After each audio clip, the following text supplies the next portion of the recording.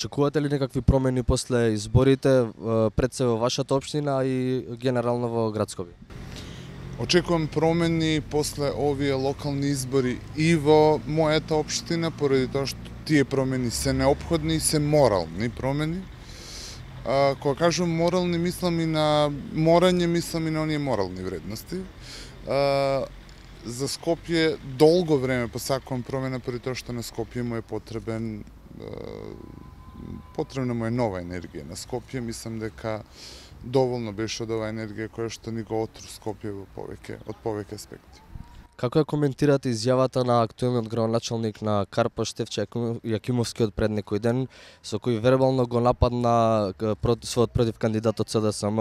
Тоа прво не е изјава, него тоа е отворен, брутален говор на омраз. Тоа не може да се нарече изјава, нити говор на митинг, нити говор на политичар, нити говор на актуелен градоначалник, тоа е говор на обичен уличар. Ни уличариве веќе не зборуваат и не користат тие зборови кои што ги користеше актуелниот градоначалник. Јас како негов жител на оваа општина, како граѓанин на општина Карпош, се чувствувам одвратно поради тоа што бев сведок на мојот актуелен градоначалник каде јавно ме атакува и ме вреѓа, па што останува за другиве луѓе ако треба да го следат неговиот пример. Тоа не е пример и нешто повеќе се коментира за човек кој што својата потреба за насилништво е покажува на повеќе начини, во повеќе наврати.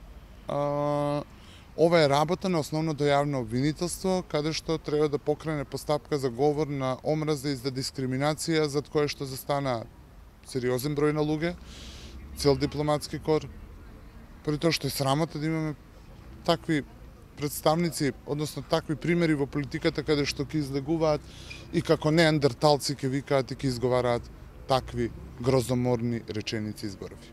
Пред околу една недела изгоре джипот на вашиот родител. Според вас, која е причината за тоа и носи ли некаква порака општо тој чин? Јас не сум се огласил по повод ова, нарачателот и повеќе од јасен. Не би сакал во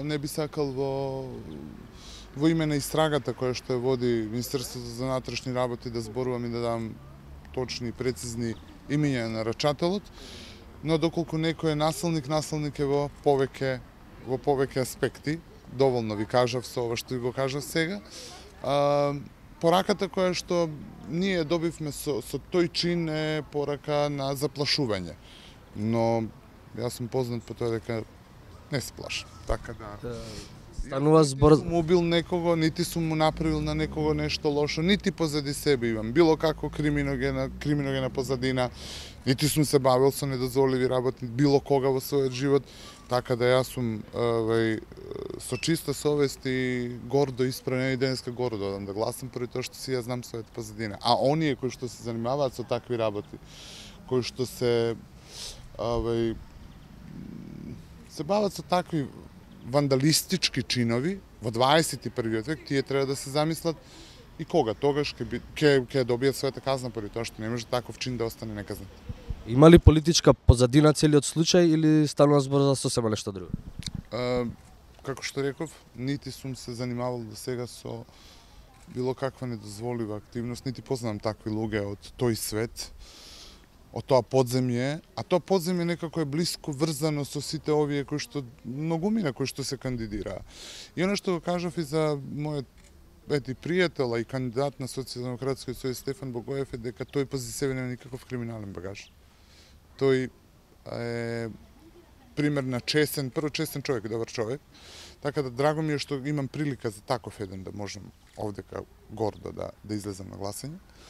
А подземјето е врзано, за жал, со таа структура, така да јас не сум нити политичар, нити политички активен, јас сум само симпатизер и поддржувач на пријатели, на подобра идеја и подобра енергија, така да во прашање вандализам, кукавички чин,